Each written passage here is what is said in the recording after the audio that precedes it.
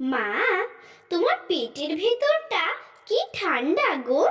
কি সুন্দর আরাম করে তুলতুলে গদিতে শুয়ে থাকা যায়। তোমার উষ্ণতা ভরা মখমলে জঠরে আমি সহজেই ঘুমিয়ে যেতে পারি। কিন্তু এখন একটু খিদে খিদে পাচ্ছে। কি খাওয়া যায় বলো তো? তোর সব সময় খিদে পেয়েই থাকে। আচ্ছা, চল দেখি গাঁয়ের ভিতরে কিছু পাই কিনা, তারপরে খাবো। আমি খেলেই তোর খাওয়া। তুই যখন বাইরে আসবি তখন দেখবি পৃথিবীটা কত সুন্দর। এখানে কত ফুল ফোটে, কত ফল ধরে, কত মানুষ আছে এখানে। মানুষ কি গো মা? সে কি আমাদেরই মতন, তোমার মতো ভালোবাসতে জানে? হ্যাঁ রে সোনা, মানুষের গ্রামেই তো পৌঁছে গেছি। ওই দেখ, ওরা আমাদের ডাকছে। কেন মা, কেন ডাকছে? মনে হচ্ছে একটা ফল রেখেছে আমাদের জন্য। হ্যাঁ রে, আমি ঠিক দেখেছি, একটা আনারস দিয়েছে। তুই বললি না তোর খিদে পেয়েছে, তাহলে এটাই খা, কেমন? তাহলে তোরও পেট ভরবে আর আমারও। হ্যাঁ হ্যাঁ, খুব মজা হবে। খেয়ে দেই পেটের মাঝেই ঘুম দেব। আহা, কি আরাম এখানে! আনারস চেবানোর পরেই চোয়ালের ভিতরে ওই বাজিগুলো দাঁতের আঘাতে ফাটতে লাগলো। আঁতকে উঠল মা। চোয়াল গড়িয়ে রক্ত ঝরছে, জিভের তলাটা পুড়ে গেছে প্রথম বোমের বারুদে। চোখ থেকে জল বেরিয়ে আসছে। তখন পেটের ভিতরে থাকা ছানাটা মানুষের প্রশংসা করছে। মানুষ খুব ভালো না মা, আমাদের খেতে দিল। মা, আনারস কি খুব ভালো খেতে? আচ্ছা মা, আনারস খেলে আমার শক্তি হবে। তখন আমি মানুষকে পিঠে করে জঙ্গলে ঘোরাবো, উঁচু উঁচু ডাল থেকে ফল পেড়ে দেব। ও মা, মা, তুমি কিছু বলছো না যে মা? কোনো উত্তর নেই। সারা গা কাঁপছে তখন মায়ের। সুরটা শূন্যে দুলিয়ে দুলিয়ে ঝাপটা মারছে। ক্রমাগত মুখ থেকে বের হচ্ছে টাটকা রক্ত। মা বুঝেই নিয়েছে সে আর বাঁচবে না। কোনো রকমে নদীর তীরে এসে এক পেট জলে দাঁড়িয়ে।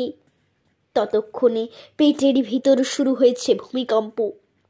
একটা একটা করে তছনছ হচ্ছে তার অঙ্গ প্রত্যঙ্গ। হাহুতাশ করছে মা সন্তান বাঁচানোর শেষ চেষ্টায়। মৃতপ্রায় শিশুটি ছটফট করছে শ্বাস নেবার জন্য। গরম বাষ্পে ভরে যাচ্ছে তার ছোট্ট হৃৎপিণ্ড। বয়স তার মোটে 6 মাস। কতটুকুই বা প্রাণ তার। এ তুমি কি খেয়েছো মা? তোমার পেটের ভিতর এত কষ্ট হচ্ছে কেন মা? এত গরম, এত আগুনের যন্ত্রণা কেন মা? আমার যে খুব কষ্ট হচ্ছে। আমাকে একটু পৃথিবীটা দেখাবে মা? আমার যে এখনো পৃথিবী দেখা হয়নি। তবে কি আমার ভুল ধারণা ছিল? মানুষ শুধু নামেই মানুষ, ওদের শরীরে দয়া নেই? ওরা কি প্রতারণা করলো আমাদের সাথে? জেনে শুনে বিষ তুলে দিল। আমার বুক জ্বালা করছে মা, আমার শ্বাসনালী রুদ্ধ হয়ে আসছে। তোমার এই গরম জঠরে আমি প্রতি সেকেন্ডে একটু একটু করে পুড়ে যাচ্ছি।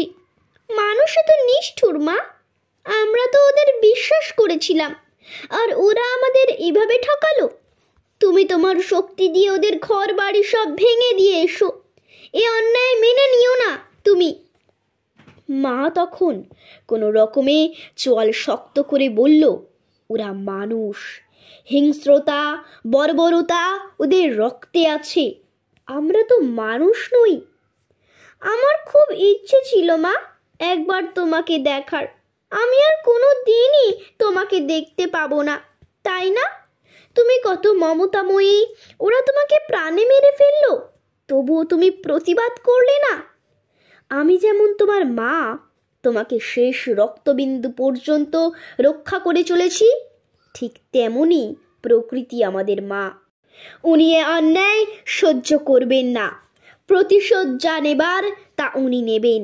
ঝঞ্ঝা হয়ে ফিরে আসবো আমরা, বন্যা হয়ে ফিরে আসবো আমরা, ধ্বংস হয়ে ফিরে আসবো আমরা, মহামারী হয়ে ফিরে আসবো আমরা।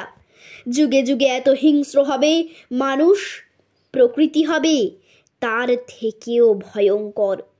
এ প্রলয় ইঙ্গিত দিয়েছিল শুধরে যাওয়ার, মানুষ শেখেনি। সেদিন আর বেশি দূরে নেই যেদিন মানুষ তার নিজ কর্মে ধ্বংস ডেকে আনবে। আমাকে ক্ষমা করো, আমি তোমাকে পৃথিবী দেখাতে পারলাম না, তোমাকে বাঁচাতে পারলাম না। এই নিষ্ঠুর পৃথিবী আমি দেখতেও চাই না। শুধু প্রকৃতি মায়ের উদ্দেশ্যে বলতে চাই, হিসেবগুলো তোলা রেখো মাগো, কত সন্তান জঠরেই পুড়ে গেল।